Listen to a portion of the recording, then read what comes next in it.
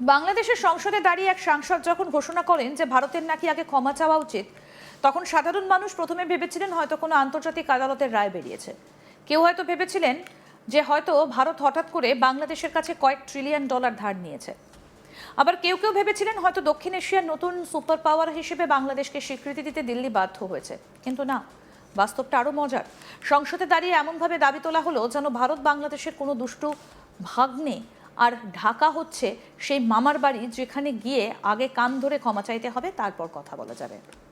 রাজনীতিতে অনেক নাটক দেখা যায়, কিন্তু কিছু কিছু বক্তব্য এমন হয় যা শুনলে মনে হয় সংসদ নয়, যেন কোনো পাড়ার আড্ডায় আবেগের বন্যা বইছে। কারণ আন্তর্জাতিক সম্পর্ক সাধারণত শক্তি, অর্থনীতি, বাণিজ্য, কূটনীতি এবং জাতীয় স্বার্থ দিয়ে পরিচালিত হয়। সেখানে আগে ক্ষমা চাও, তারপর কথা বলবো, এই ফর্মুলা সাধারণত স্কুলের মাঠে কাজ করে, রাষ্ট্রনীতিতে নয়। কিন্তু বাংলাদেশের রাজনীতির এক নতুন ধারার জন্ম হয়েছে। সেখানে বাস্তবতা যত কঠিন, বক্তৃতা তত উঁচু। অর্থনীতি যত চাপে, বক্তব্য তত আগুন। আর দেশের সামনে যত জটিল প্রশ্ন, তার উত্তর হিসেবে তত বেশি পাওয়া যায় প্রতিবেশী দেশকে নিয়ে আবেগঘন ভাষণ। সংসদে দাঁড়িয়ে বলা হলো ভারতের নতুন হাইকমিশনারের প্রথম কাজ হওয়া উচিত ছিল ক্ষমা চাওয়া। কারণ গত 16 বছরে নাকি ভারত আওয়ামী লীগ সরকারকে সমর্থন করেছে। এখানেই শুরু হয় রাজনৈতিক ব্যঙ্গের সব থেকে বড় অধ্যায়। কারণ প্রশ্ন হচ্ছে, যদি কোনো বিদেশি রাষ্ট্র অন্য একটা দেশের নির্বাচিত সরকারের সঙ্গে সম্পর্ক রাখে, তাহলে সেটা কি অপরাধ? পৃথিবীর প্রতিটা দেশই নিজের স্বার্থ দেখে। আমেরিকা যেমন করে, চীন যেমন করে, রাশিয়া যেমন করে, ভারতও তাই করে। মজার ব্যাপার হলো, যখন আওয়ামী লীগ ক্ষমতায় ছিল তখন একই বাংলাদেশ থেকে হাজার হাজার কোটি টাকার বাণিজ্য হয়েছে, বিদ্যুৎ এসেছে, যোগাযোগ বেড়েছে, সীমান্ত সহযোগিতা হয়েছে। তখন কেউ বলেনি যে ভারতকে দূরে সরিয়ে দিতে হবে। কিন্তু সরকার বদলানোর সঙ্গে সঙ্গে ইতিহাসের নতুন সংস্করণ তৈরি হয়ে গেল। এ যেন সেই ছাত্র যে পরীক্ষায় ফেল করার পর বলে প্রশ্নপত্রই ভুল ছিল। আরও মজার বিষয় হলো, যারা আজ ভারতের কাছে ক্ষমা চাইতে বলছেন, তারা নিজের দেশের ভেতরের সমস্যাগুলো নিয়ে কি করছেন? বাংলাদেশের অর্থনীতি নিয়ে উদ্বেগ আছে, ব্যাংকিং খাত নিয়ে প্রশ্ন আছে, ডলারের সংকট নিয়ে আলোচনা আছে, বিনিয়োগ কমে যাবার অভিযোগ আছে, বেকারত্ব নিয়ে অসন্তোষ আছে। কিন্তু এসবের সমাধান না দিয়ে সংসদের সব থেকে বড় আলোচনার বিষয় হয়ে গেল ভারত আগে ক্ষমা চাইবে কিনা।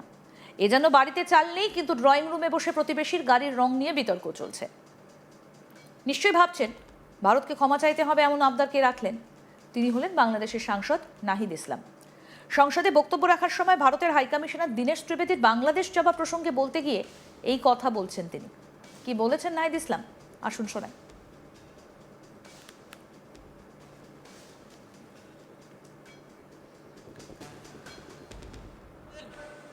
ভারতীয় নতুন হাইকমিশনার বাংলাদেশে এসেছেন দীনেশ ত্রিবেদী।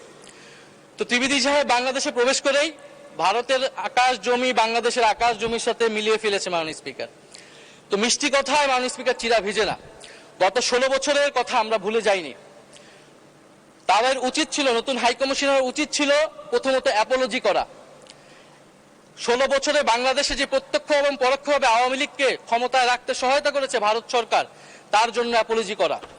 এখানে সংঘটিত হয়েছিল এবং এখনো সেই হত্যাকারী ওসমান হাদির হত্যাকারীকে ভারতে আশ্রয় দেওয়া হয়েছে, বাংলাদেশে নাশকতা করছে আওয়ামী লীগ, তার জন্য ভারতীয় হাইকমিশনারকে অ্যাপোলজি করা উচিত ছিল। এবং কিভাবে বাংলাদেশের সাথে নতুন সম্পর্ক তৈরি করবে মর্যাদা এবং সমতার ভিত্তিতে, সেই কথা বলা উচিত ছিল মাননীয় স্পিকার। শুনলেন তো নাহিদের বক্তব্য। এক্ষেত্রে সব থেকে বড় রাজনৈতিক রহস্য হলো, কেন বারবার ভারতের বিরুদ্ধে এমন বক্তব্য সামনে আনা হয়। ষড়যন্ত্র তত্ত্বের ভাষায় বললে এর পেছনে আছে মহা ডাইভার্সন থিওরি। যখন জনগণ অর্থনীতি নিয়ে প্রশ্ন করবে, তখন সীমান্ত নিয়ে কথা বলো। যখন ব্যাংক কেলেঙ্কারি নিয়ে প্রশ্ন উঠবে, তখন ভারত নিয়ে উত্তেজনা তৈরি করো। যখন রাজনৈতিক প্রতিশ্রুতি বাস্তবায়ন নিয়ে প্রশ্ন হবে, তখন জাতীয়তাবাদের ঢাক বাজাও। কারণ ইতিহাস বলছে দক্ষিণ এশিয়ায় জাতীয়তাবাদের চেয়ে সস্তা রাজনৈতিক পণ্য আর নেই। এটা এমন একটা জিনিস যা উৎপাদন করতে খরচ লাগে না, কিন্তু বক্তৃতায় ব্যবহার করলে হাততালি পাওয়া যায়। সংসদের সীমান্ত জানে শেষ হবার প্রসঙ্গও তোলা হয়েছে। নিশ্চয়ই সীমান্তে কোনো মানুষের জানে শেষ হওয়া দুঃখজনক, নিশ্চয়ই দুই দেশের উচিত সমস্যার সমাধান করা। কিন্তু প্রশ্ন হচ্ছে, সীমান্ত সমস্যা কি নতুন? না, এটা বহু দশকের পুরনো সমস্যা। বিভিন্ন সরকারের আমলেই ঘটেছে। তাহলে হঠাৎ এখনই এটা জাতীয় রাজনীতির কেন্দ্রবিন্দু হয়ে উঠল কেন? সমালোচকেরা বলছেন কারণ বাস্তব সমস্যা থেকে নজর ঘোরানো প্রয়োজন। আর রাজনীতিতে নজর ঘোরানোর সব থেকে সহজ উপায় হলো প্রতিবেশীকে খলনায়ক বানানো। সংসদে আবার পশ্চিমবঙ্গের মুখ্যমন্ত্রী শুভেন্দু অধিকারের উদ্দেশ্যেও আক্রমণ সারানো হয়েছে। এখানেই গল্প আরও মজার। কারণ পশ্চিমবঙ্গের একজন রাজনীতিক কিছু বললে তা নিয়ে বাংলাদেশের সংসদে এত উত্তেজনা কেন? তিনি কি বাংলাদেশের মন্ত্রী? তিনি কি বাংলাদেশের নেতা? না। তবুও তাকে নিয়ে এমন আলোচনা যেন তিনি ঢাকার রাজনীতির কেন্দ্রীয় চরিত্র। এখানেই রাজনৈতিক মনস্তত্ত্ব কাজ করে। যে ব্যক্তিকে সব থেকে বেশি সমালোচনা করা হয়, অনেক সময় তিনি সবচেয়ে বেশি ভয় বা উদ্বেগের কারণ হয়ে ওঠেন। তাই কেউ কেউ প্রশ্ন তুলছেন, বাংলাদেশের কিছু রাজনৈতিক গোষ্ঠী কি শুভেন্দুকে নিয়ে অস্বাভাবিকভাবে চিন্তিত? কারণ তিনি যতবার সীমান্ত নিরাপত্তা, অনুপ্রবেশ বা জাতীয় নিরাপত্তা নিয়ে মন্তব্য করেন, ততবার ঢাকায় রাজনৈতিক প্রতিক্রিয়া দেখা যায়। এ যেন কলকাতায় কেউ হাঁচি দিলে ঢাকায় জ্বর আসে। বাংলাদেশি সাংসদ নাহিদ ইসলাম কি বললেন, আসুন শোনাই আরেকবার।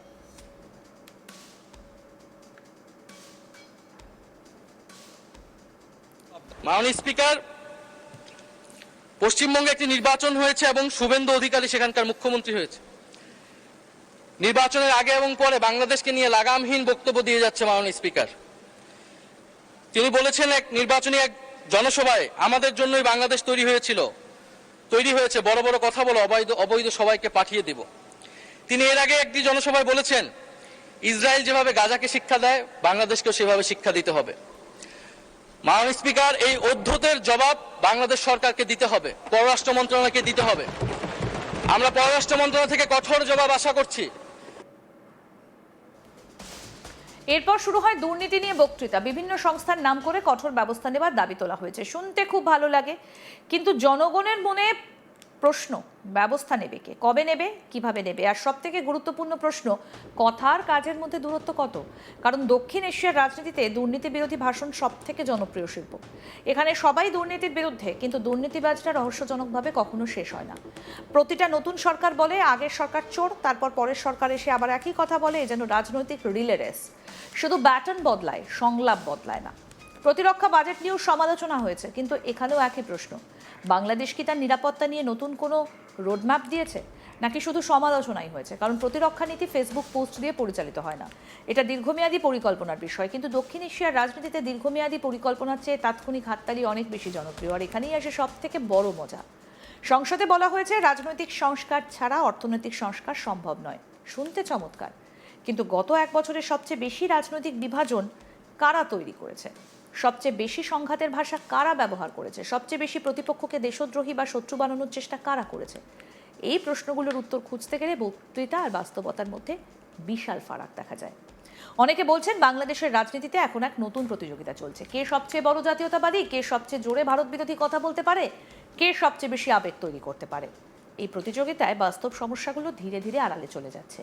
কারণ অর্থনীতি নিয়ে কথা বললে কঠিন প্রশ্ন আসে, কর্মসংস্থান নিয়ে কথা বললে হিসেব দিতে হয়, বিনিয়োগ নিয়ে কথা বললে ফলাফল দেখাতে হয়। কিন্তু ভারত নিয়ে বক্তৃতা দিলে শুধু হাততালি দিলেই চলে।